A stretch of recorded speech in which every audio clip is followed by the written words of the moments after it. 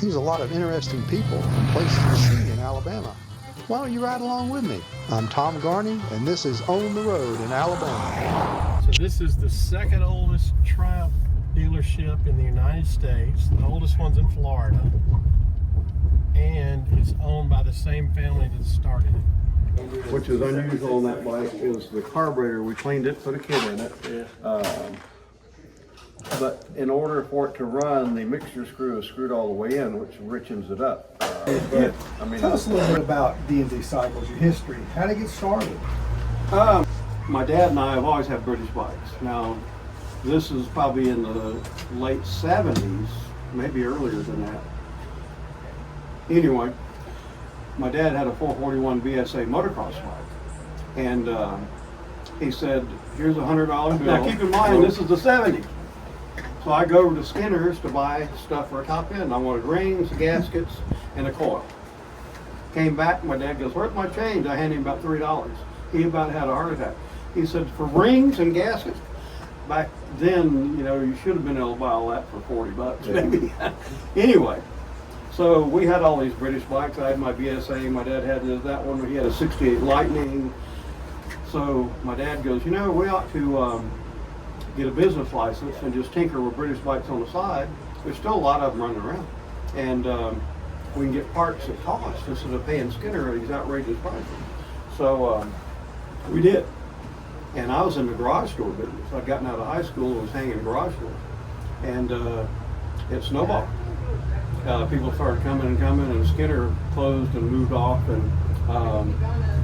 we weren't intending on it.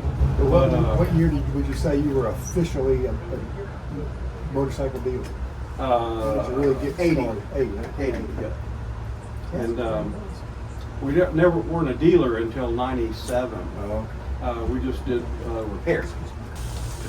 We called Triumph. I said, hey, I'd like to become a dealer. They said, well, we've got one in your area already. I said, there's not. He said, yeah, in Fort Walton. I said, that's 50 miles away. He said, that's too close. Oh, okay. My son at the time was, I don't know how old he was then, but he was playing soccer on one of the traveling team deals. Well, they're in Atlanta playing a tournament. My wife, they decided to go to a dealer there in Atlanta that was a Triumph dealer. They ran into the Triumph sales rep. Got to talking, he said, yeah, the one in Fort Walton, they gave up Triumph. So your area is open. And he set us up as a dealer, I think, in 97. And we're now probably the second or third oldest, still been a dealer. 46 years, family owned, myself and my husband and our son Rob. You might have met him already. He's the guy with the blazing white legs and the short shorts today. So, been doing this for that long and probably another 50 at least. I was at your helping son, actually. 58 dealership. You didn't go all the way and go to a rigid tail? So you can just join your teeth out? Come on. Roll it on in. I was thinking that's what it would be when I walked up here to see it. I've always had that twin leading shoe brake. That's a good look. Did you One went bearing. ever see one of the pre-unit Triumphs with slick shift gearbox? No. No. Yeah, that 58 Tiger 110 up top has a slick shift. You don't need a clutch to shift it. I didn't think that. Well, for all I knew, that didn't exist till you got to, 1990s. Yeah, Triumph only made them a couple of years because they weren't popular for some reason. People like to shift. Well, it actually, you shift it, it just has like Don't have to have a clutch. But it's good running over. First kick.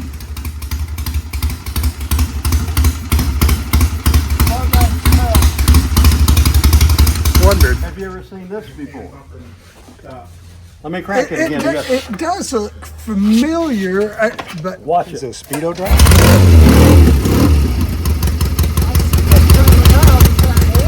Oil pressure indicator.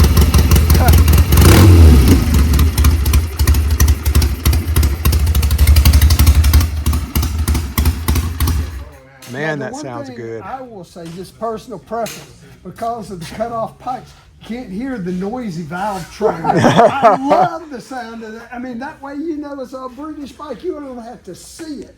You can just hear it. Yeah, this, my dad had a 54 Thunderbird.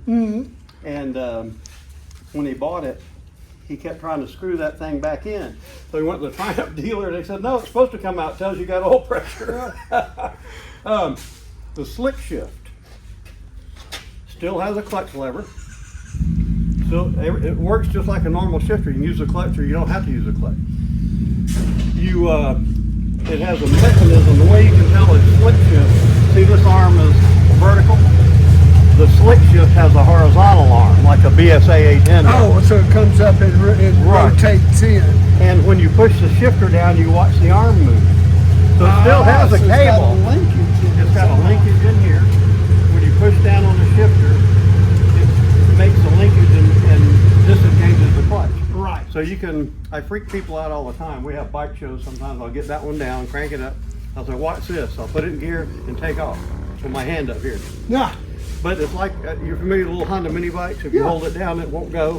The automatic ones. Okay, now I know what they are. I've only ridden a couple of times. Well, it works the same way. If you put it in gear, you have to hold the shifter down.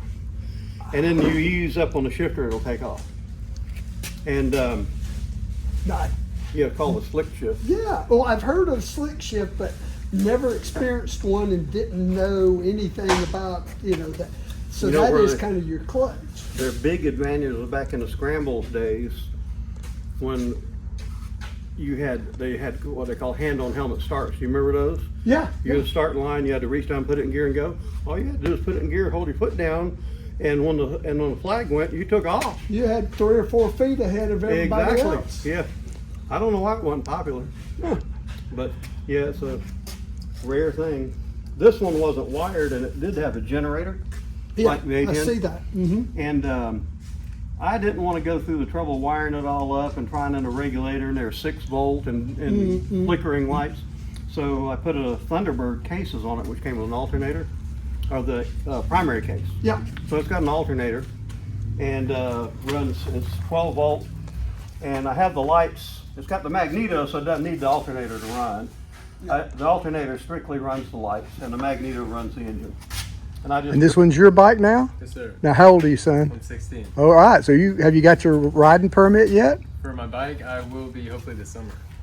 All right. Good for you. Cool. I know you're proud of that. Absolutely. That's a heck of a bike to start on, I'll tell you that. I didn't start on one of those. He's had many bikes before. Oh, this okay. You're not going to do 1,000 miles.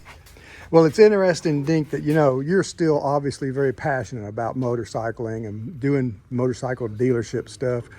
What's the future look like? I don't see any retirement in Well, that's good. The riders and the local riders are very fortunate then, aren't they? last year.